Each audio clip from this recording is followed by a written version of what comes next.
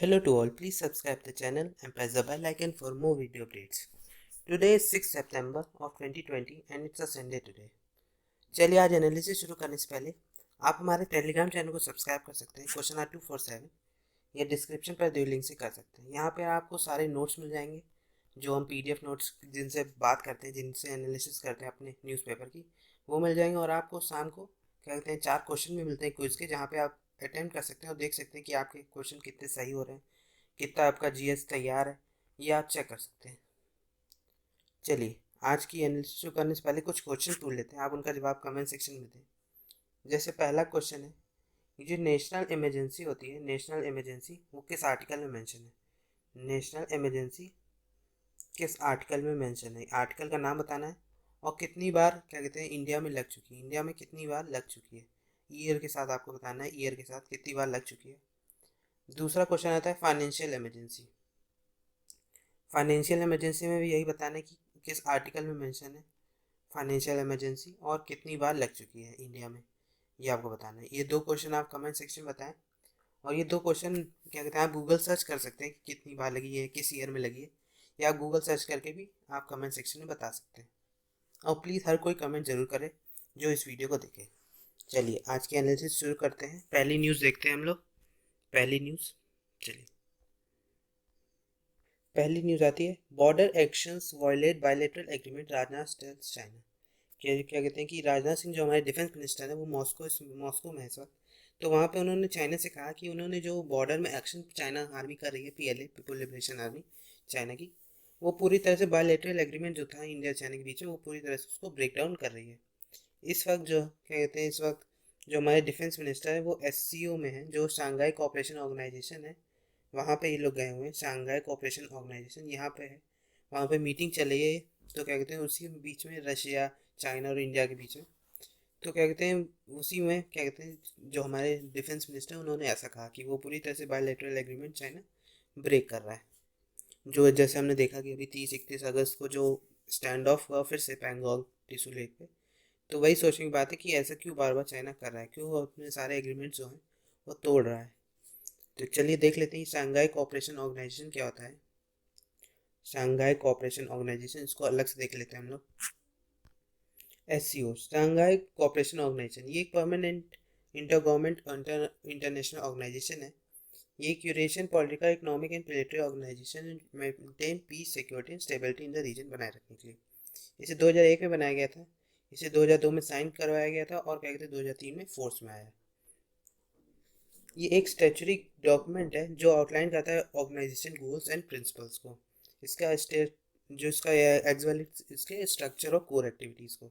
इसकी official language जो है शंघाई कोऑपरेशन ऑर्गेनाइजेशन की, वो रशिया और चाइनीज़, रशियन और चाइनीज़। इसका जेनेसिस क्या है? इससे पहले prior to the creation of SCO, इससे पहले कजाकिस्तान, चाइना, किर्गिस्तान, रशिया और तजाकिस्तान मेंबर थे शंघाई फाइव के। शंघाई फाइव एक ऑर्गेनाइजेशन था, उसके मेंबर थे। लेकिन Shanghai five 1996 emerge from a series of border demarcation की, वो शंघाई फाइव जब बॉर्डर डिमार्केशन बहुत ज़्यादा हो रहा था 1996 में, तब उसे बनाया गया था। उसके बाद लेकिन क्या कहते हैं उज्बेकिस्तान टूर ऑर्गेनाइजेशन 2001 में उज्बेकिस्तान भी जुड़ गया था। लेकिन शंघाई बहुत उसके बाद शंघाई फाइव को एससीओ में नई रीनेम कर दिया गया, शंघाई फाइव का रीनेम हुआ और उसे एससीओ रख दिया गया। तो इस वक्त इसमें जो मेंबर्स हैं वो देख लेते कौन कौन है। Kazakhstan, China, Kyrgyzstan, Russia, Tajikistan, Uzbekistan, India, Pakistan, और यही सब इसमें मेंबर है। इसका ऑब्जेक्टिव क्या है एससीओ का, शंघाई कोऑपरेशन ऑर्गेनाइजेशन का, ये देख लेते हैं। Strengthening mutual trust and reliability की, क्या कहते हैं एक म्यूचुअल ट्रस्ट हो कंट्रीज़ के बीच में, और जो नेबरिंग कंट्रीज हैं उनके बीच में एक ट्रस्ट हो, उसको बनाए रखने के लिए।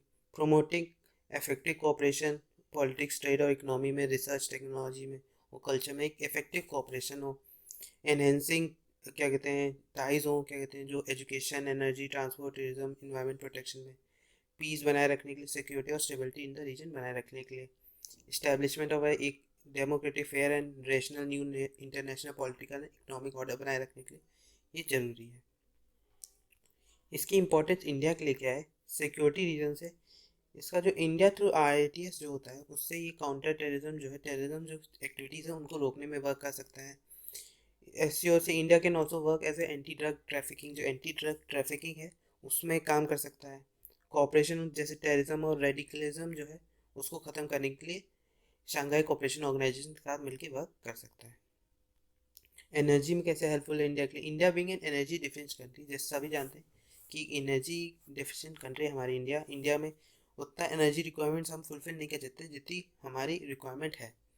तो हम इसीलिए क्या कहते हैं, ये जो तापी जैसे हो गई, Turkmenistan Afghanistan Pakistan India pipeline या आईपीआई ईरान पाकिस्तान पाइपलाइन, इस तरह की और लाइन की ज़रूरत है जिससे हमें एनर्जी सपोर्ट मिल सके। ट्रेड रिलेशन में हेल्पफुल है इंडिया के लिए कि एससीओ से सेंट्रल एशिया में इंडिया की एक पहुंच हो जाएगी। तो क्या कहते हैं, इंडिया सेंट्रल एशियन में ट्रेड कर सकता है, तो वहाँ से उसे फ़ायदा होगा। इकोनॉमिक टाइज क्या कहते हैं, आईटी मार्केट जो है सेंट्रल एशियन कंट्रीज़ में, वहाँ पे भी इंडिया अपनी पकड़ पहुँचा बना सकता है। जियो पॉलिटिकल व्यू से भी, जियो पॉलिटिकल व्यू से मतलब कि सेंट्रल एशिया जो है वो एक part of India extended neighbourhood है, वो काफ़ी दूर पड़ता है। तो वहाँ पे भी अपना एक्सटेंशन बढ़ाना इंडिया का तो काफ़ी हेल्पफुल होगा। इससे कई क्या कहते हैं, कई हेल्पफुल होगा, जैसे ट्रेडिशनल फ्रेंड जैसे रशिया है, और जो राइवल हैं इनके चाइना और इंडिया, चाइना और पाकिस्तान इंडिया के। तो ये सब क्या कहते हैं, एक प्लेटफॉर्म है जहाँ पे इंगेज कर सकते हैं, एक साथ बात कर सकते हैं। चलिए देख लेते हैं कौन कौन सी है ये, जैसे ये इस मैप में दिया है कि कौन कौन सी कंट्री है जो एससीओ शंघाई कोऑपरेशन ऑर्गेनाइजेशन का। कौन कौन सी कंट्री, ये देखिए, Russia, Kazakhstan, Uzbekistan, Mongolia, Kazakhstan, Tajikistan, Iran, China, Pakistan, India, ये सारी कंट्रीज हैं जो आती हैं एससीओ में। क्या कहते हैं, ये आता है SCO representation 42% of the world population.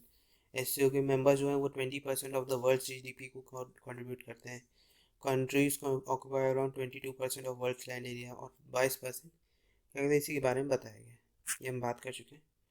ये कैसे इन्फ्लुएंस करेगा, विंग इन्फ्लुएंस ऑफ क्या कहते हैं चाइना इन यूरेशिया। ये एक प्लेटफॉर्म है SCO, challenges of SCO membership for India की। पाकिस्तान का इंक्लूजन एससीओ में poses potential difficulties for India की। पाकिस्तान जब से एससीओ में जुड़ा है शंघाई कोऑपरेशन ऑर्गेनाइजेशन से, तब से एक पोटेंशियल डिफिकल्टीज हो गई इंडिया के लिए, क्योंकि पाकिस्तान को भी उतनी क्या कहते हैं हेल्प मिल रही है, तो क्या कहते हैं वो भी इम्प्रूव कर सकता है। तो India's ability to assert itself will be limited and have to play second fiddle since China and Russia are co-founder of SCO and dominant power। क्या कहते हैं कि इंडिया को अपनी एबिलिटी दिखानी पड़ेगी, और दिखानी पड़ेगी कहाँ कहाँ पे वो अपनी कर सकता है, क्या कर सकता है, क्योंकि चाइना जो और रशिया जो है वो उसके एससीओ के शंघाई कोऑपरेशन ऑर्गेनाइजेशन के वो को फाउंडर है, तो उनके लिए करना ही पड़ेगा तभी उन्हें हेल्प मिल पाएगी। चलिए अगली न्यूज़ देखते हैं।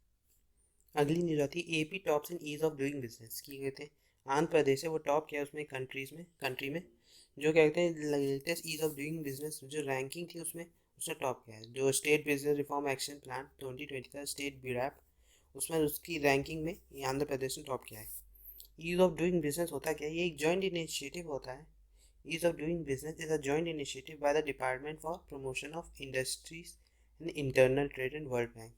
जो इंटरनल ट्रेड और वर्ल्ड बैंक है उसमें वहाँ पे उनकी एक्टिविटीज़ को इम्प्रूव करना, ओवरऑल बिजनेस इन्वायरमेंट जो स्टेट है उसको इम्प्रूव करना, जो इन्वायरमेंट एक बिजनेस इन्वायरमेंट जो होता है उसको बनाए रखना है स्टेट में, इसे कहते हैं ईज ऑफ डूइंग बिजनेस। तो इसमें क्या कहते हैं आंध्र प्रदेश जो है उसने टॉप किया है। चलिए अगली न्यूज़ देखते हैं। अगली न्यूज़ आती है India shares a robust defence system with both US and Russia की। कहते हैं इंडिया ने कहा कि वो एक रोबस्ट डिफेंस सिस्टम क्या कहते हैं शेयर करता है यूएस और रशिया के साथ। इसमें कहा गया कि seasonal change in Jio politics being shaped by nation first approach की। कहते हैं कि सीडीएस जो है चीफ डिफेंस स्टाफ जो है उन्होंने कहा कि सीस्मिक चेंजेस जो है जियो पॉलिटिक्स में वो पूरी तरह से नेशन के फर्स्ट अप्रोच में आते हैं सब, ऐसा उनका कहना था। तो इसमें वही कहा गया कि India value it's emerging relationship with US and cherish it's traditional relation with Russia. कहते हैं कि जो हमारी रिलेशनशिप है एक एमर्जिंग रिलेशनशिप है यूएसए के साथ, और जो हमारी ट्रेड रिलेशनशिप है रशिया के साथ वो पूरी तरह से इंडिया के लिए हेल्पफुल हो सकती है। तो ये नेशन फर्स्ट अप्रोच है और एक जियो इकोनॉमिक्स वे में इंडिया बढ़ रहा है। ये थी अगली न्यूज़। अगली न्यूज़ देखते हैं हम लोग। अगली न्यूज़ आती है Rajnath to meet Iranian defence minister Hatami की। क्या कहते हैं राजनाथ सिंह क्या कहते हैं जो ईरान के डिफेंस मिनिस्टर हतामी उनसे मिलेंगे। इसमें कहा गया कि वो मिलेंगे Iran to buy during a refuelling stop on his return from Russia की। जब वो रशिया से लौटेंगे, मॉस्को में इस वक्त है, वो गए थे शंघाई कोऑपरेशन ऑर्गेनाइजेशन मीट के लिए, तो उसके बाद जब वो लौटेंगे इंडिया तो रास्ते में वो ईरान भी जाएंगे ईरानियन डिफेंस मिनिस्टर से मिलने, ऐसा उनका कहना था। इसमें कहा गया कि a defence source said Mr. Singh's aircraft will make a refueling halt in Iran. The minister was a 3-day visit to Russia, वही शंघाई कोऑपरेशन ऑर्गेनाइजेशन के लिए, in which Iran is an observer. He also held a bilateral meeting with major general Korban Bokotov, जो defence minister है Uzbekistan के। ये पहली visit होगी Indian minister की ईरान के लिए, तो देखना है कि क्या वहाँ पे होता है और क्या डिसीजन लिया जाता है। चलिए अगली न्यूज़ आती है 80 एडिशनल ट्रेन फ्रॉम सितंबर 12 कि 12 सितंबर से 80 और एडिशनल ट्रेन चलेंगी। इसमें कहा है क्लोन और duplicate train will be run to eliminate waiting list, railway board chairman की कहते हैं क्लोन या डुप्लीकेट ट्रेन उसी तरह की ट्रेन और चलेंगी जो कहते हैं वेटिंग लिस्ट बहुत ज़्यादा बड़ी बड़ी आ रही है, इस वक्त की ट्रेनें कम चल रही हैं तो लोगों वेटिंग लिस्ट बहुत बड़ी बड़ी है कि लोग वेटिंग लिस्ट में ही रह जाते हैं, उनकी क्लियर ही नहीं हो पाता टिकट। तो इसलिए कहा गया कि 80 एडिशनल ट्रेन और चलाई जाएंगी कि जो चल रही ट्रेनें उनका डुप्लीकेट या क्लोन करके उनकी उन्हीं के नाम से चलाई जाएंगी, ऐसा रेलवे बोर्ड चेयरमैन ने कहा है। चलिए अगली न्यूज़ देखते हैं। अगली न्यूज़ आती है आज क्या कहते हैं मेनली क्या कहते हैं कोई एडिटोरियल नहीं आता है तो साइंस एंड टेक्नोलॉजी पे न्यूज़ आती है। तो साइंस एंड टेक्नोलॉजी पे पहली न्यूज़ है कि नो कोरिलेशन बिटवीन सीटी वैल्यूज एंड कोविड-19 सिक्योरिटीज़। क्या कहते हैं आप सोच रहे होंगे सीटी वैल्यूज़ क्या होता है और ये कोविड-19 सिक्योरिटीज़ के बारे में हम बात करते हैं। इसमें लिखा है इस न्यूज़ में कि साइकिल थ्रेशोल्ड वैल्यूज जो होती है can depend on how the sample was collected and even the technical competence of the person performing the test. कहते हैं कि ये जो दिक्कतें आती हैं टेस्टिंग में जो एरर आता है वो उस कारण भी आता है कि जो टेस्टिंग कर रहा है वो सैंपल कैसे कलेक्ट किया गया है या जो सैंपल ले रहा है उसको कहते एक उसके पास टेक्निकल नॉलेज है कि कैसे सैंपल लेना है कि नहीं। तो इस कारण से भी कहते हैं ये सब दिक्कतें आती हैं। तो हम लोग ये देख लेते हैं ICMR की एक रिपोर्ट है उसमें सीटी वैल्यूज़ और कोविड-19 के बारे में बात किया है। पहले ICMR को देख लेते हैं। आईसीएमआर एक एपेक्स बॉडी इंडिया की जो formulation coordination and promotion of biomedical research करती है। ये one of the oldest and largest medical bodies है वर्ल्ड में। ये फंडेड होती है गवर्नमेंट ऑफ इंडिया द्वारा through department of health research ministry of health and family welfare. इसमें 26 नेशनल इंस्टीट्यूट हैं जो जैसे health issues like tuberculosis, leprosy, cholera, dell diseases, viral diseases जैसे हो गए AIDS, malaria, kala azar, vector control, food and drug toxicology, इन सब दिक्कतों में जो होती है वहाँ पे ये अपना रिसर्च करती है और देखती है कैसे उसका क्योर ढूंढा जाए। ऐसे इसमें 6 रीजनल इंस्टीट्यूट्स भी होते हैं जो रीजनल हेल्थ प्रॉब्लम्स होती हैं उनको देखते हैं। ये डिफरेंट जियोग्राफिकल एरियाज जो कंट्री की वहाँ पे जो दिक्कतें आ रही हैं उनके बारे में भी देखते हैं। इसका काउंसिल का रिसर्च प्रायोरिटीज़ ये है कि जो नेशनल हेल्थ प्रायोरिटीज़ जो हैं इस वक्त दिक्कत उनको पहले कंट्रोल करना है, जैसे फर्टिलिटी कंट्रोल हो गया, maternal child health, control of nutrition disorder, ये हेल्थ केयर डिलीवरी के समय। तो इन सब दिक्कतों में भी ये क्योर ढूंढने की बात करते हैं। तो ये ICMR की रिपोर्ट थी, ICMR की कहते हैं जिसमें उन्होंने बात की थी। ये evidence based on advisory on correlation of कोविड-19 disease severity with CT values of the real time PCR test. तो उन्होंने डिस्कस किया था द इशू ऑफ कोरिलेटिंग कोविड-19 डिसीज सीटी वैल्यूज के साथ और accordingly deciding on the patient management protocol कि जो पेशेंट का मैनेजमेंट प्रोटोकॉल होता है कैसे होना चाहिए। ऐसी कोई स्टडी की नहीं है कि जो definitely prove a direct correlation between disease severity effect and सीटी वैल्यूज, क्योंकि कोई एक डायरेक्ट कोरिलेशन नहीं होता कि डिसीज़ की सीवियरिटी डिजीज़ कितनी सीवियर है और उसका सीटी वैल्यूज़ क्या हो सकता है। कि सीटी वैल्यूज़ डिफ़र करती है वन वैल्यूज़ टू अनदर, कि ये डिफ़र करती है वन वैल्यूज़ टू अनदर कि सीटी वैल्यूज़ मतलब कि कितनी सीवियरिटी है उस डिसीज़ की, उसे कहते हैं सीटी वैल्यूज़। तो CT values also depend on how the sample has been collected कि सीटी वैल्यू उस पर भी डिपेंड करती है कि कैसा सैंपल कलेक्ट किया गया है। CT values between national and oropharyngeal specific collected from same individual may वे डिफर की अगर नाक से ली गई तो दिक्कत करेगी और कहीं से ली गई गले से ली गई है तो वो भी अलग तो डिफ़र कर सकती है रिपोर्ट। तो इस कारण से एक जगह से रिपोर्ट लें तो वहीं से पता चले। टेम्परेचर ऑफ ट्रांसपोर्टेशन की टेम्परेचर जो ट्रांसपोर्टेशन का था वो क्या था उससे भी डिफर करेगी रिपोर्ट, उससे भी सीटी वैल्यू डिफर करेगी। सैंपल फ्रॉम एसिम्प्टोमेटिक या mild cases showed CT value similar to those who develop severe patient. क्या कहते हैं कि ये सैंपल्स जो होते हैं जो जिनको माइल्ड डिसीज़ है, माइल्ड कोरोना है, तो उनकी भी सीटी वैल्यूज ऐसी लगती है जैसे बहुत ज़्यादा सीवियर डिसीज़ है। तो पेशेंट्स अर्ली सिम्प्टोमेटिक स्टेज में हैव अ हाई सीटी वैल्यू, जो जो अर्ली स्टेज में होते हैं सिम्प्टोमेटिक जिनका कहते हैं दिखने लगते हैं सिम्टम्स, तो उन लोगों को क्या कहते हैं उनकी हाई सीटी वैल्यू बहुत ज़्यादा हाई रहती है जिनको सिम्टम्स दिखते हैं। High CT values will have a false sense of security, अगर क्या कहते हैं हाई CT वैल्यूज है तो वो एक फॉल्स सेंस ऑफ सिक्योरिटी लाते हैं। Severity of COVID-19 disease largely depend on host factors beside the viral load, कि ये होस्ट फैक्टर्स पे मेनली डिपेंड करता है। इसमें और भी पॉइंट्स हैं, जैसे एक और पॉइंट है कि मोरओवर दैट जो RT-PCR टेस्ट है presently being conducted is qualitative in nature, कि एक जो इसका कंडक्ट किया जा रहा है वो एक क्वालिटेटिव नेचर में है, लेकिन CT वैल्यूज में give a rough estimate of viral load, की CT वैल्यूज एक रफ एस्टिमेट देती है वायरल लोड का। तो however more specialized standards are required for quantitative assays which are currently unavailable for SARS-CoV-19, कि इसलिए कुछ स्पेशलाइज स्टैंडर्ड की ज़रूरत है, जैसे हम एक क्वांटिटेटिव वे में चेकिंग कर सकें, कोई एरर ना आ सके, तो इस चीज़ की इस वक्त ज़रूरत है। ना कि हम टेस्टिंग खूब कर दिए, एरर ही रिपोर्ट में है तो लोगों को पॉजिटिव दिखा दिया मैक्सिमम लोगों को, तो ये दिक्कतें नहीं होनी चाहिए। तो उसी पे इसमें बात की गई, ये CT वैल्यूज जो होती है, इट इज़ नॉट न्यूमेरिकल, जो CT वैल्यूज वो डिटरमाइनिंग इफेक्टिवनेस ऑफ कोविड-19 पेशेंट, कि बताती है, डिटरमाइन करती क्या इफेक्टिवनेस है कोविड-19 पेशेंट्स की। CT वैल्यूज मतलब ये होता है। चलिए अगली न्यूज़ आती है, inhaling polluted air can lead to brain damage. क्या कहते हैं कि अगर हम पॉल्यूटेड एयर कहते हैं ब्रीथ करते हैं, इनहेल करते हैं, तो उससे हमें ब्रेन डैमेज होने की दिक्कत हो सकती है। इसमें वही बताया कि mice expose to dirty air form amyloid deposit and tangles in the brain, कि जब एक चूहे के ऊपर रिपोर्ट ऐसी बनाएगी, उसके ऊपर उसको डर्टी एयर सुंघाई गई, तो उसके कारण उसके अंदर एमोलॉयड डिपॉजिट और टैंगल्स ब्रेन में जम गए। एमलॉयड होता क्या है, इसको हम लोग अलग से देख लेते हैं पहले। Amyloid, the amyloid beta precursor protein होता है, एक इम्पॉर्टेंट एग्जाम्पल है। It is a large membrane protein that for normally plays an essential role in neural growth and repair, कि न्यूरल जो ग्रोथ एंड रिपेयर होता है हमारा, उसका एक एसेंशियल रोल है इसमें, इस एमलॉयड का। ये एक करप्टेड फॉर्म होता है, can destroy nerve cell leading to loss of thought and memory in Alzheimer disease, कि जो इसके कारण अगर ये एमोलॉयड डिस्ट्रॉय हो जाता है, तो ये एमलॉयड करप्ट हो जाता है अगर डर्टी एयर सूंघने से, तो ये पूरी तरह से डिस्ट्रॉय कर सकता है नर्व सेल को, हमारी जो थॉट है या मेमोरी है उसको डैमेज कर सकता है। तो इसे ही अल्जाइमर डिसीज़ होती है। ये जो लॉस ऑफ थॉट या मेमोरी होता है उसे अल्जाइमर डिसीज़ कहा जाता है। ये एमोलॉयड के डैमेज होने से भी हो सकती है। तो इस न्यूज़ में वही बताया गया कि इनहेलिंग पॉल्यूटेड जो एयर होती है उससे हमारा ब्रेन डैमेज हो सकता है, क्योंकि अल्जाइमर डिसीज़ एक ब्रेन डैमेजिंग की ही डिसीज़ है, जो ब्रेन डैमेज कर देती है, हमारा थॉट प्रोसेस सारा रोक देती है। चलिए अगली न्यूज़ देखते हैं। अगली न्यूज़ आती है ट्रिपल स्टार फ्यूरी, कि stars form with a surrounding disc of gas, कि स्टार्स जो फॉर्म करते हैं वो एक डिस्क होती है गैस और डस्ट की।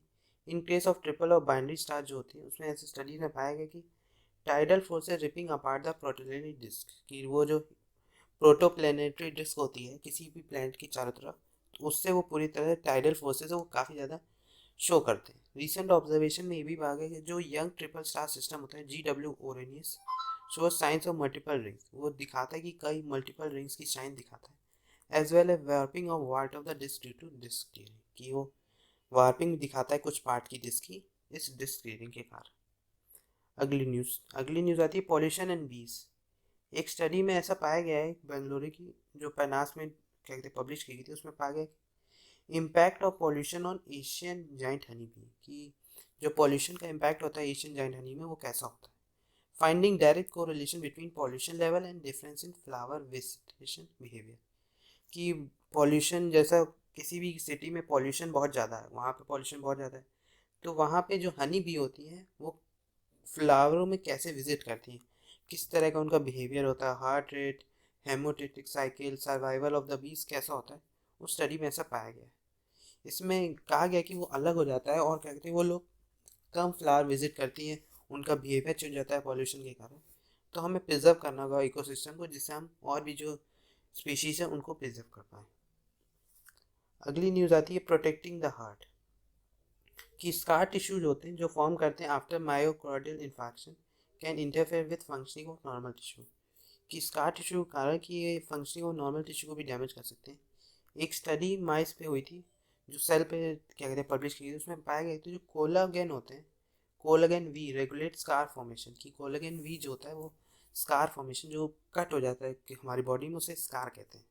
N absence of scar collagen we result in larger scar, कि जब अगर स्कार फॉर्मेशन होता है तो वो कोलेजन वी के कारण होता है, और क्या कहते हैं अगर कोलेजन भी क्या कहते हैं एब्सेंस है, नहीं हमारे पास, तो जो स्कार होता है वो बढ़ता ही जाता है, वो क्या कहते हैं कॉन्ट्रैक्ट नहीं करता, वो कम नहीं होता, सही नहीं होता, वो बढ़ने लगता है।